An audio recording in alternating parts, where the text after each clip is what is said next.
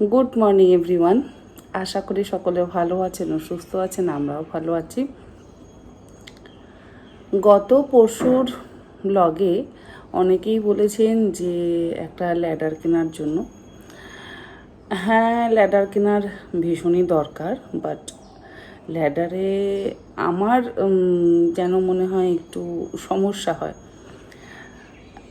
একে তো ল্যাডার কোথায় রাখবো সেটা নিয়ে হচ্ছে আমার একটা অনেক বড় সমস্যা। তারপরে সেই ল্যাডারে ওঠা, সেটা যেন মনে হয় আমার কাছে আরও একটা সমস্যা। ওই চেয়ারটা আমার কাছে বেশ কমফোর্ট লাগে। আর আমি ফ্যাব ইন্ডিয়া থেকে একটা চেয়ার কাম স্টুল দেখেছিলাম, তো ভেবেছিলাম সেটা কিনবো, বাট সেটা আর কেনা হয়নি। সেই রকম একটা চেয়ার কাম স্টুল কেনার আমার ইচ্ছে আছে, যেটা বেশ ঘরের কোণে রাখলে দেখতেও সুন্দর লাগবে, এবং টুল হিসেবে যদি ব্যবহার করতে চাই তাহলে সেটাও করতে পারবো। আবার যদি আমি চেয়ার হিসেবে ব্যবহার করতে চাই তাহলে সেটাও করতে পারবো। সেরকম কেনার ইচ্ছে আছে, ল্যাডার কেনার ইচ্ছে নেই। কারণ ল্যাডার যদি আমি কিনি, হয় কোনো ব্যালকনি জোড়া হবে, ইউটিলিটি ব্যালকনিতে তো জায়গা এতটুকু নেই। আর আমার যে ছোট একটা ব্যালকনি আছে যেখানে পাগোরা থাকে সারাদিন, রাত্রে তো ওদেরকে আমি ঘরে তুলে দিই। আর একটু ছোটোখাটো মানে ব্যালকনি গার্ডেনও করেছি। সেই ব্যালকনি গার্ডেনের সৌন্দর্যটা নষ্ট হবে। আর 3টে ওয়াশরুম আছে। একটা ওয়াশরুমে অবশ্য রাখতে পারি, যে ওয়াশরুমটা রেগুলার ইউজ হয় না, যেমন গেস্ট বেডরুমের ওয়াশরুমটা, তবে আমি রাখতে চাই না। তো রাখার সমস্যার জন্য আমি ল্যাডার কিনি না। আর শুধু রাখার সমস্যা নয়, আমার নিজেরও ল্যাডারে উঠে কোনো কাজ করতে যেন বেশ সমস্যা। তো সেই জন্য আমি ল্যাডার কিনিনি। তবে ওই চেয়ার কাম স্টুল ওটা আমি একটা কিনবো, ওটা আমার কেনার ইচ্ছে আছে। আর এই নিয়ে বসলাম বেশ সোনালি রঙের রোজ টি। আজকাল এই রোজ টিটার ফ্যান হয়ে গেছি, খেতে বেশ ভালো লাগছে। আর এইটা আমি কিনে এনেছিলাম দার্জিলিং থেকে। এর আগেও যখন দার্জিলিংয়ে গেছিলাম তখন আমি বেশ কয়েকটা স্ট্রেনার কিনে এনেছিলাম। দার্জিলিংয়ে ওই কোন একটা দোকানে, ম্যালে যে সমস্ত দোকানগুলো আছে না, চায়ের দোকানগুলো, সেখানে বিভিন্ন ধরনের স্ট্রেনার পাওয়া যায়। তবে আমি 2020-তে যখন গেছিলাম তখন অনেক বেশি ভ্যারাইটি পেয়েছিলাম। এবারে ভ্যারাইটিটা খুব একটা পাইনি, কম পেয়েছি। তাও এটা আমার একটা আগে ছিল, সেটা নষ্ট হয়ে গেছিলো। আমি প্রেশার কুকারে দিয়েছিলাম, চানা বয়েল করবার সময় চা পাতাটা এর মধ্যে দিয়ে প্রেশার কুকারে দিয়েছিলাম। আর তাতে কি হয়েছিল, এর ভেতরে যে স্প্রিংটা আছে সেই স্প্রিংটা কেটে গেছিলো। পরবর্তীতে আর সেই স্প্রিংটা আমি ঠিক করতে পারিনি। তো সেই জন্য এটা আবার এবারে কিনে আনলাম। তো এই রোজটি এনজয় করি। এরপরে আবার ছেলের অফিসের টিফিন বানাবো, ব্রেকফাস্ট বানাবো, তারপরে নিজের যা টুকটাক কাজ আছে সেই সমস্ত কাজকর্ম করব। আর শ্যুট তো আছেই রেগুলারের মতন, সেটা তো করতেই হবে। সেটা না করলে কুকিং চ্যানেলের ভিডিওও যাবে না, আবার ব্লগ চ্যানেলের ভিডিওও যাবে না। তো আজকাল ব্লগ চ্যানেলের ভিডিও দিতে দিতে এমন হয়ে গেছে, আমারও যেন একটা নেশার মতন হয়ে গেছে। আগে যেমন না থাক, দেব না, দূর পারছি না, হচ্ছে না, ব্লগ আমার দ্বারা হচ্ছে না, এরকম মনে হতো। আর বাকি অনেকেই বলতো, তো নি ব্লগ বানিও দিদি, ব্লগ কবে দেবে, ব্লগ কবে আসবে। তো আমি আর ব্লগ দিয়ে উঠতে পারতাম না, না উত্তর দিতে পারতাম, না ব্লগ দিয়ে উঠতে পারতাম। তো এখন দেখছি বেশ একটু সময় করে উঠতে পারছি, তাই সকলের সাথে ব্লগগুলো শেয়ার করছি। আর ব্লগগুলো যে সকলের ভালো লাগছে সেটা আমারও ভালো লাগছে। আর অনেকে দিদির থেকে ঘি নিতে চেয়েছে, দিদির থেকে জুয়েলারি নিতে চেয়েছে। তো আমি ঠিক করেছি কি, একটা হোয়াটসঅ্যাপ গ্রুপ করব। তো সেই হোয়াটসঅ্যাপ গ্রুপ করে নাম্বারটা আমি সকলের সাথে শেয়ার করে দেবো। তাহলে যারা দিদির থেকে ঘি নিতে চায় তারা সেখানে দিদির সাথে কন্ট্যাক্ট করবে, আর সেই মতন দিদির থেকে কিন্তু ঘি নিতে পারবে। গতকালই যেমন একজন অর্ডার দিয়েছেন। আপনারা আপনাদের নিজেদের পরিমাণ মতন ঘি অবশ্যই অর্ডার করতে পারেন। আর যাই হোক, আমি চেষ্টা করব ওইভাবে করার। আর গ্রুপগুলো ছেলেই হ্যান্ডেল করে, ছেলেই খোলে। তো ছেলে একটু সময় পাক, তারপরে অবশ্যই গ্রুপ খুলে সমস্ত কিছু অ্যারেঞ্জ করে দেবে, ঠিক আছে। যেমন আমার অনলাইন ক্লাসটাও ছেলেই দেখে, মানে ক্লাসের জন্য যে হোয়াটসঅ্যাপ গ্রুপগুলো আমাদের ওপেন করতে হয় সেটাও ছেলেই দেখে। আর এটার জন্য ছেলেই সমস্ত কিছু ঠিক করে দেবে, কারণ আমার পক্ষে সমস্ত কিছু দেখা তো একেবারেই সম্ভব নয়। তো যারা যারা দিদির থেকে ঘি নিতে চান তারা অবশ্যই ওই নাম্বারটা দেওয়ার পর ওই হোয়াটসঅ্যাপ গ্রুপটা জয়েন হয়ে গেলে আপনারা আপনাদের সমস্ত কিছু আপনাদের অর্ডার কিন্তু প্লেস করতে পারবেন।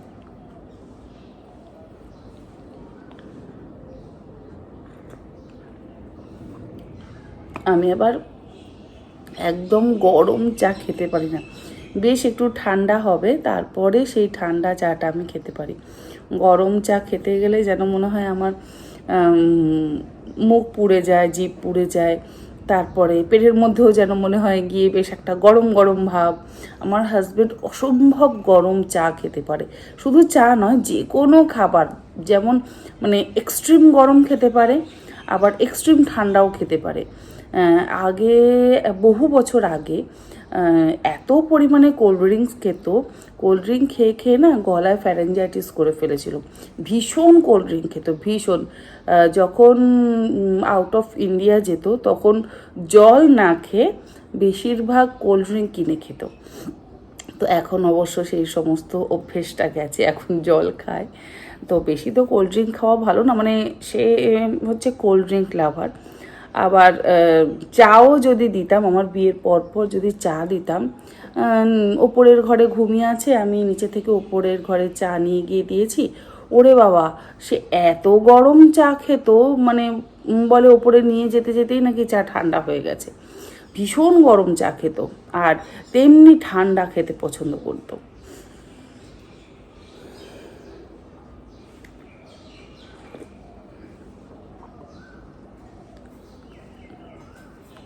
সকাল সকাল পাগোদের দানাগুলো কৌটোয় করে রেখে দিলাম। ওদের দানাগুলো এনেছিলাম বেশ অনেক দিন আগেই, তবে রাখার হয়নি, ওই প্লাস্টিক করে রাখা ছিল। এখানে আমার বেশ অনেক পাখি আসে, পাগোরা ছাড়াও পাগো, চকো, মুন্নু ওরা তো আছেই, আর দু চারটে শালিক আসে, কয়েকটা ঘুঘু আছে। ঘুঘুর ডাকও তো আপনারা প্রত্যেক ভিডিওতেই শোনেন। ঘুঘুদের জন্য আমাকে একটু দানা আনতে হয়, ওদেরকে একটু দানা দিই। আর শালিক পাখিগুলো খুব চাল খেতে পছন্দ করে, ওদেরকে আবার চাল দিতে হয়, আর তার জন্য একটু ধানও আনি। ওরা কিন্তু আবার এই দানা টানা খুব একটা খেতে পছন্দ করে না। তো ওই এসির আউটলেটটার ওপরে রেখে দিই চাল আর দানা আর জল, ওরা ওখানে বসে বসে খায়। আর যদি ওখানে না পায়, সকলেই হয় রান্নাঘরে ঢুকবে, তা না হলে এই ডাইনিং এরিয়া দিয়ে তারা রান্নাঘরে ঢুকবে। মানে তারাও জানে যে রান্নাঘরে খাবার দাবার পাওয়া যায়, সে কি ঘুঘু বলুন কি শালিক। কালকে ছেলে বলছে, মা এ তো শালিক পাখি পারলে সোফায় উঠে বসে। তো ওরা একদম নির্দ্বিধায় হেঁটে চলে ঘরের মধ্যে ঘুরে বেড়ায়। ঘুঘুগুলো তাই চেয়ারের ওপরে, ডাইনিং চেয়ারের ওপরে এসে বসে থাকে, শালিকগুলো খাবার খুঁজে বেড়ায়, বেশ ভালো লাগে। আর খাবার যখন দিয়ে দিই তখন আবার বাইরে গিয়ে বসে বসে খাবার খায়, মানে খাবারের আশাতেই ঘোরে। তবে ওরাও জানে যে রান্নাঘরে রান্না হয়, ওরা ভাবে হয়তো ওদের দানাটাও রান্নাঘরেই রান্না করা হয়, তাই রান্নাঘরে ওরা কিন্তু ভীষণ ঘুরপাক খায়। অনেক বক বক করলাম আজকে সকাল সকাল, অনেক দিন পর বেশ একটু গল্প করতে ভালোই লাগলো।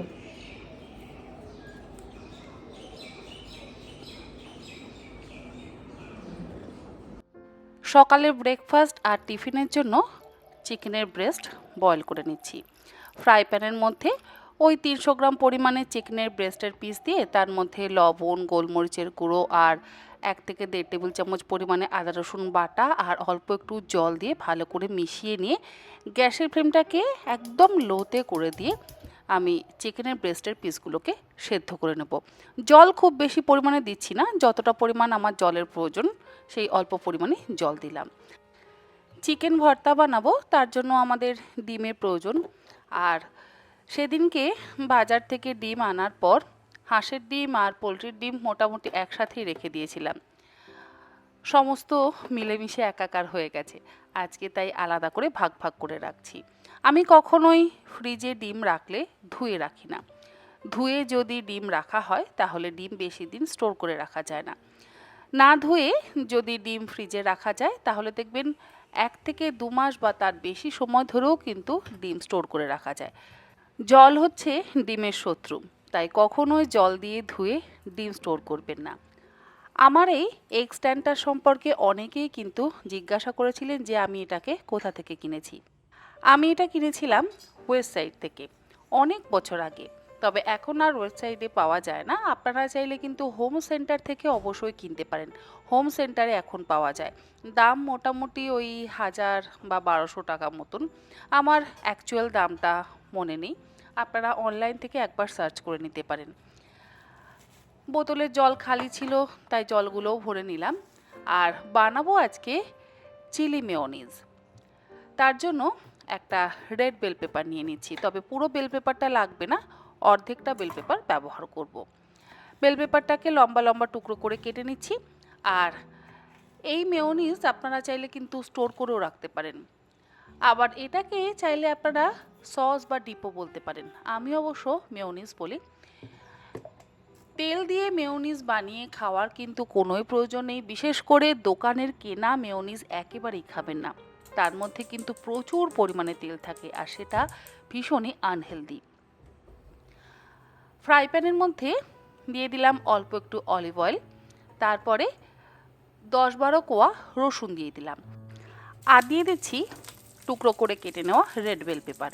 এবারে গ্যাসের ফ্লেমটাকে মিডিয়াম টু হাইতে করে দিয়ে আমি রেড বেল পেপার আর রসুনটাকে খুব ভালো করে ভেজে নেব।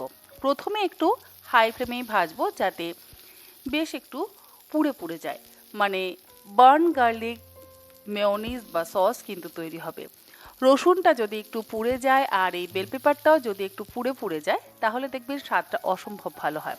আর দেখুন কেমন তেল থাকার কারণে অল্প অল্প আগুন লেগে গিয়ে পুড়ে যাচ্ছে। এইভাবে যদি সস বানিয়ে রেখে দেওয়া যায় দেখবেন সেটা খেতে ভীষণই টেস্টি হয় এবং স্বাস্থ্যকর হয়। বাইরের কেনা সস না খাওয়াই ভালো, এটা আমার মনে হয়।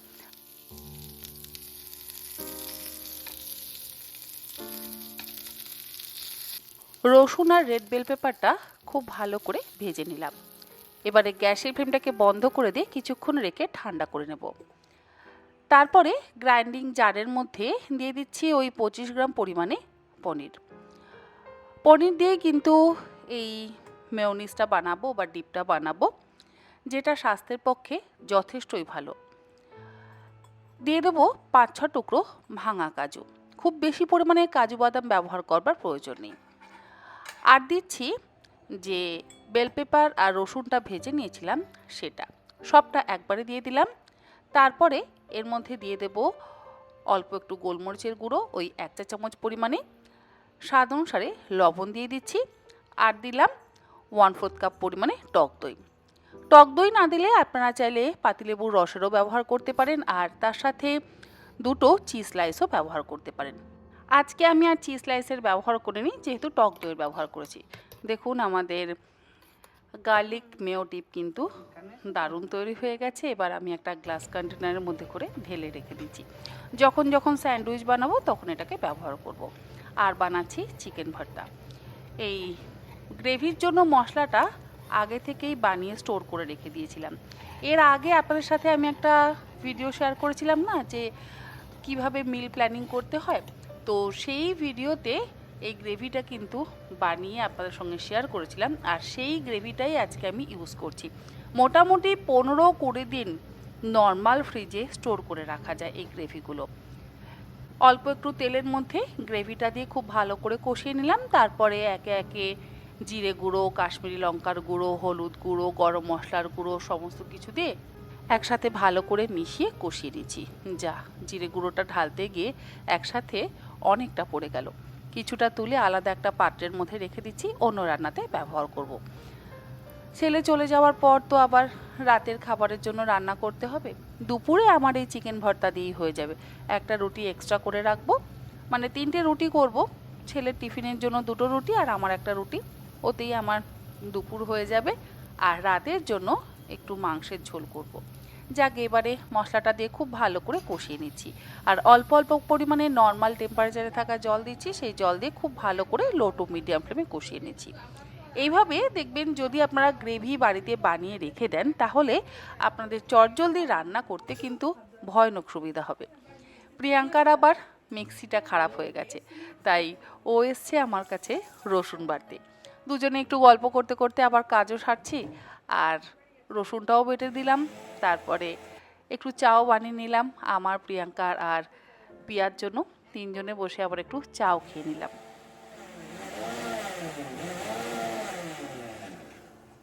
হাত থেকে কখনো এইরকম প্রমাণ তো ছাড়তেই নেই।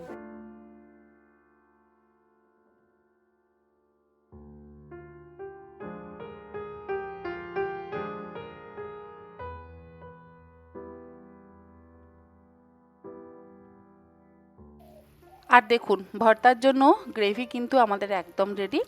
এবারে ভর্তাতে আমাদের যেটা দিতে হবে সেটা হচ্ছে ফ্রেশ ক্রিম। আর কিছুটা কসুরি মেথি আমি ড্রাই রোস্ট করে নিয়েছি। সেই ড্রাই রোস্ট করে নেওয়া কসুরি মেথিও কিন্তু চিকেন ভর্তাতে ব্যবহার করতে হবে। ফ্রেশ ক্রিমটাকে দিয়ে এবারে ভালো করে মিশিয়ে নিচ্ছি। গ্যাসের ফ্লেম কিন্তু অবশ্যই লোতে রাখবেন। যে গ্রেভিটা বানিয়েছিলাম সেই গ্রেভির মধ্যে পেঁয়াজ, আদা, রসুন, কাশ্মীরি লঙ্কার গুঁড়ো, টমেটো, তার সাথে কাজু বাদাম, চারমগজ সমস্ত কিছুই যেহেতু দেওয়া ছিল, তাই আজকে আর আমার আলাদা করে গ্রেভিটা বানাতে কোনো অসুবিধা হয়নি। শ্রেডেড চিকেনগুলো দিয়ে দিলাম। চিকেনটা বয়েল হয়ে যাওয়ার পর প্রিয়াঙ্কার সাথে গল্প করতে করতে হাত দিয়ে ছাড়িয়ে রেখেছিলাম। আর কিছুটা শ্রেডেড চিকেন দিয়ে দিলাম, আর কিছুটা শ্রেডেড চিকেন আমি রেখে দিলাম চিকেন স্যান্ডউইচের জন্য। অল্প একটু ড্রাই রোস্ট করে নেওয়া কসুরি মেথিও দিয়ে দিলাম। চিকেন ভর্তাতে তো ডিম সেদ্ধ অবশ্যই ব্যবহার করতে হবে, তাই একটা ডিম আমি গ্রেটারের সাহায্যে গ্রেট করে নিয়ে গ্রেভির ওপরে দিয়ে দিচ্ছি। ভর্তা মোটামুটি কিন্তু আমার তৈরি হয়ে গেছে। গ্যাসের ফ্লেম আমি বন্ধ করে দিয়েছি। একদম শেষে ডিমটাকে গ্রেটারের সাহায্যে গ্রেট করে নিয়ে দিয়ে দিলাম।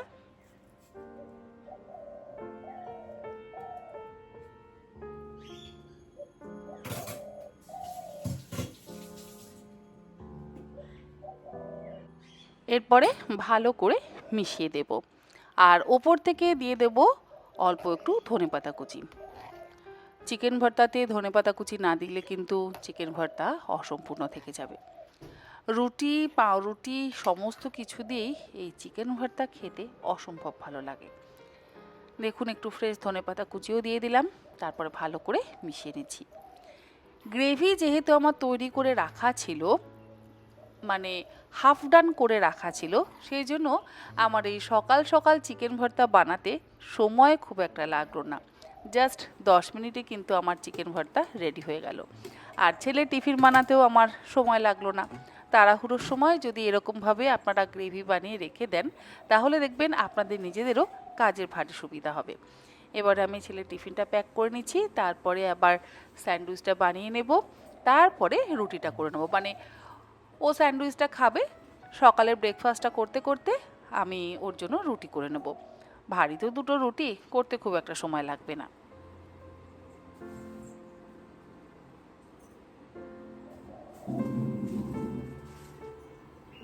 আর রুটি করার আগে ব্রেডগুলোকে সেঁকে নিচ্ছি।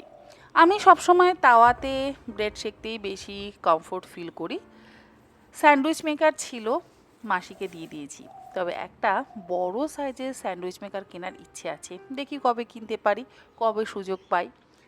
ছেলের পৈতের 1 বছর পূর্তি উপলক্ষে আমার এক বন্ধু ছেলেকে স্যান্ডউইচ মেকার গিফট করেছিল, আমি বহু বছর সেটা ইউজ করেছি।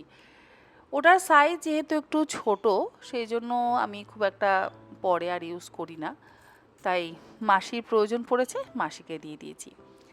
আর এই যে যে স্প্রেডটা বানিয়েছি সকাল সকাল, সেই স্প্রেডটা প্রথমে আমি ব্রেডের মধ্যে মাখিয়ে নিচ্ছি। এই স্প্রেড দিয়ে স্যান্ডউইচ খেতে ভারী ভালো লাগে, আমার তো অন্তত ভীষণ ভালো লাগে। আমি জানি আপনাদের বাড়ির বাচ্চাদেরও ভারী ভালো লাগবে। আপনারা এইভাবে একবার স্যান্ডউইচ স্প্রেড বাড়িতে বানিয়ে দেখুন এবং সেই স্প্রেড দিয়ে আপনারা স্যান্ডউইচ বানিয়ে দিন।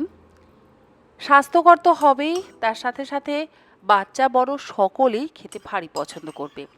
আর স্প্রেডটা লাগানোর পর ওপর থেকে যে চিকেনটা বয়েল করে রেখেছিলাম সেই শ্রেডেড চিকেন দিয়ে দিলাম, আর দিয়ে দিলাম কিছুটা লেটাসগুলোকে একটু কুচিয়ে নিয়েছি ভালো করে ধুয়ে।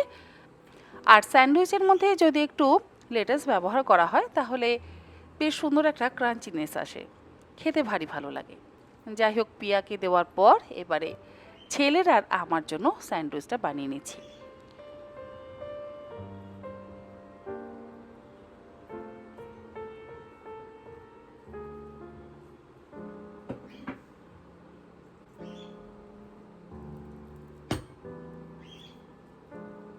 এই রকম হেলদি স্যান্ডউইচ একদিন নয়, মাঝে মধ্যেই কিন্তু খেতে ইচ্ছে করবে। তবে আপনারা হোয়াইট ব্রেডের বদলে কিন্তু ব্রাউন ব্রেডেরও ব্যবহার করতে পারেন। আমি অবশ্য খুব একটা ব্রাউন ব্রেড খেতে পছন্দ করি না, সেই জন্য হোয়াইট ব্রেডটাই ব্যবহার করি। দেখুন আমাদের স্যান্ডউইচ একদম রেডি। ছেলে ব্রেকফাস্ট করে নিচ্ছে, এরপরে ছেলে খেতে খেতে আমি রুটি 3টে করে নেব। আর রুটির জন্য তো আটা আমার আগে থেকেই ফ্রিজে মেখে রাখা ছিল। ফ্রিজে যদি মেখে রাখা থাকে তাহলে দেখবেন কাজ এগিয়ে থাকলে কাজ করতে খুব সুবিধা হয়। আমি সবসময় একটা একটা করেই রুটি করি, এতে আমার বেশি সুবিধা হয়। তবে আগে একসাথে 4-5টা রুটি সেঁকতাম, যেরকম আমরা বাঙালিরা শেখি। তবে লখনৌ দিল্লিতে যাওয়ার পর নন বেঙ্গলিদের দেখে ওই একটা একটা করে রুটি সেঁকা শিখে গেছি, তাই আমি তারপর থেকে একটা একটা করে রুটি সেঁকি। বাংলার বাইরে থাকার সুবাদে কিন্তু অনেক কিছু জিনিস শিখেছি, অনেক রকম অভিজ্ঞতাও হয়েছে। ব্যাস, ছেলে ব্রেকফাস্ট করতে করতে আমার রুটি 3টে করা হয়ে গেল। এবার ছেলের অফিসের টিফিনটা প্যাক করে নেব, তারপরে আজকে আবার তাড়াতাড়ি রাতের রান্নাটাও সেরে রাখবো।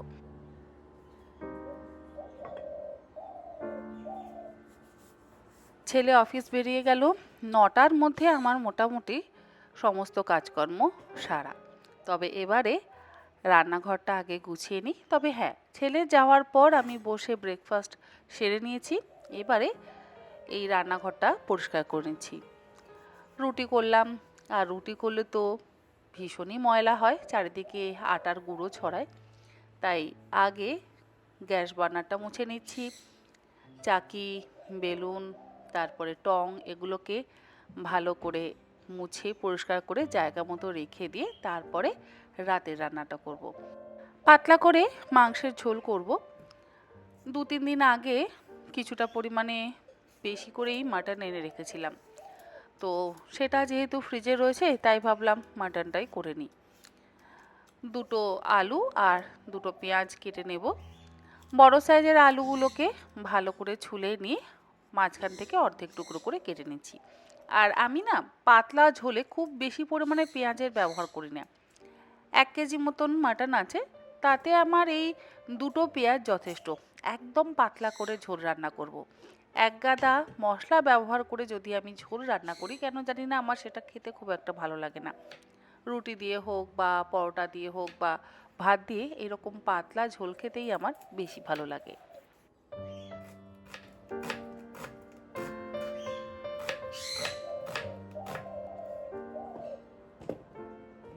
তবে হ্যাঁ, আলু পেঁয়াজ সব কিছুই কাটার পর কিন্তু আমি আবারও একবার করে ধুয়ে নিই।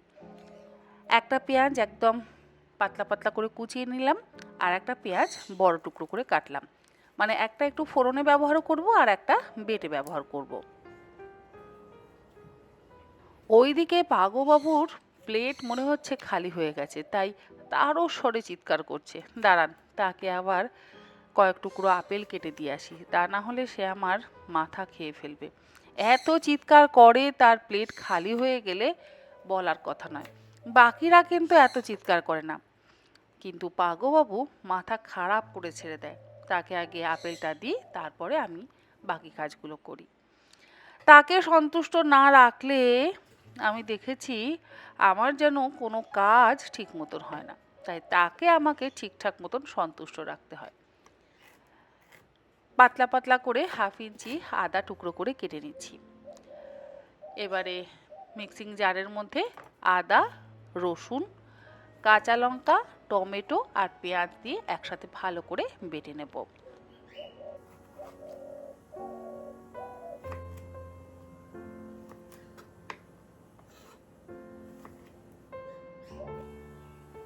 কয়েকদিন আগে আমাকে একজন কমেন্ট করেছিলেন যে দিদি, তুমি তোমার মিক্সার গ্রাইন্ডারটা কোথায় রাখো সেটা একটু দেখিও। তিনি তার কিচেনটা রেনোভেট করছেন, তাই দেখতে চেয়েছেন।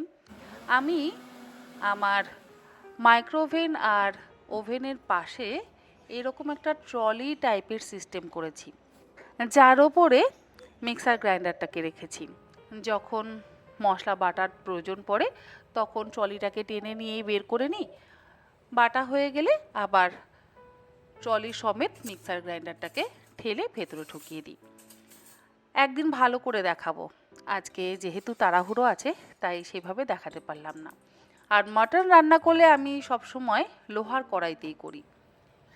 সর্ষের তেল খুব বেশি পরিমাণে আমি মাটন রান্নাতে ব্যবহার করি না, কারণ মাটনের মধ্যেই যথেষ্ট পরিমাণে ফ্যাট আছে, তাই অল্প তেল দিয়েই আমি রান্না করি।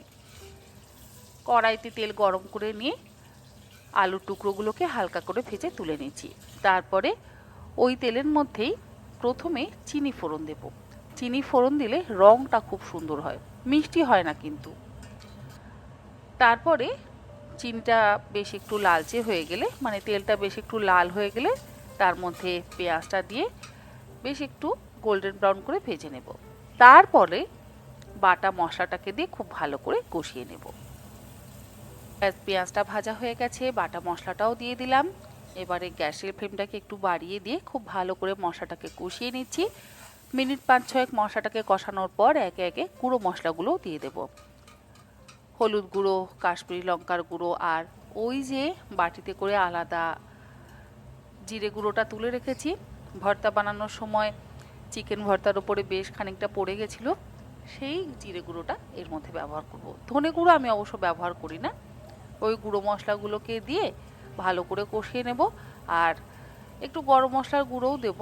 তারপরে মাটনের পিসগুলোকে দিয়ে আবারও একসাথে ভালো করে কষিয়ে নেব। রান্নাটা হতে খুব একটা সময় লাগে না, বিশেষ করে চিকেন মাটন যদি রান্না করতে হয়।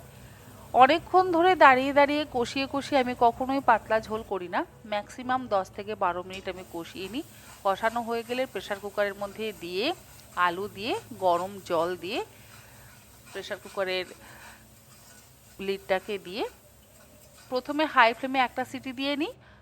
একটা সিটি হয়ে গেলে গ্যাসের ফ্লেমটাকে লোতে করে দিয়ে 2 থেকে 3টে সিটি দিয়ে আমি মাটনগুলোকে সেদ্ধ করে নিই। তাতে মাটনও একদম সুন্দরভাবে সেদ্ধ হয়ে যায়, আর যে আলুগুলো দিই সেই আলুগুলো নরম তুলতুলে হয়ে সেদ্ধ হয়ে যায়, তবে গোটা গোটা থাকে, একটুও ভাঙে না। একজন আমাকে অনেক দিন আগে জিজ্ঞাসা করেছিলেন যে আপনি কি চন্দ্রমুখী আলু ব্যবহার করেন নাকি জ্যোতি আলু ব্যবহার করেন। আমি সব সময় চন্দ্রমুখী আলুই ব্যবহার করি। আর যখন মাটন সেদ্ধ হওয়ার জন্য কুকারে দিই সেই সময় দিয়েই কিন্তু বড় টুকরো করে কেটে নেওয়া আলুগুলো দিই। তবে আলু আমি খুব বেশিক্ষণ সময় ধরে কখনোই ভাজি না, অল্প সময় ধরে আলুগুলোকে ভেজে নিয়ে তারপরে জলটা দিয়ে মাটনের টুকরোগুলোকে দিয়ে আলু দিয়ে একসাথে প্রেসার কুকারে সিটি দিয়ে নিই।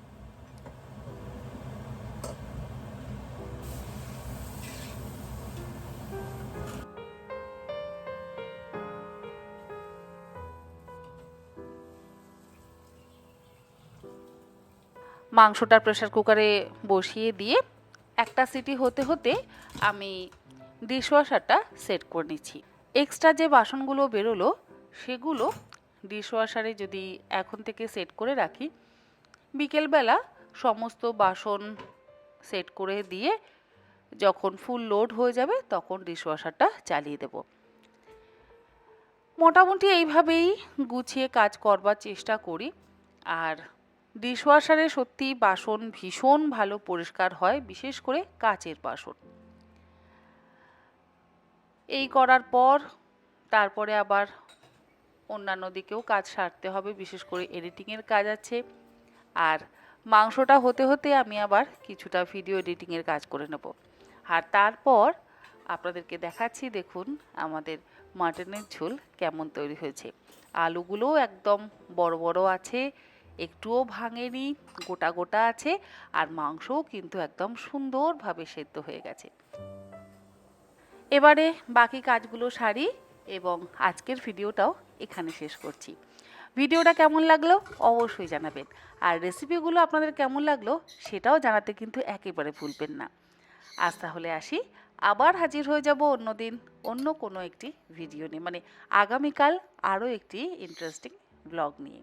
আপনারা সকলে ভালো থাকবেন, সুস্থ থাকবেন। ধন্যবাদ।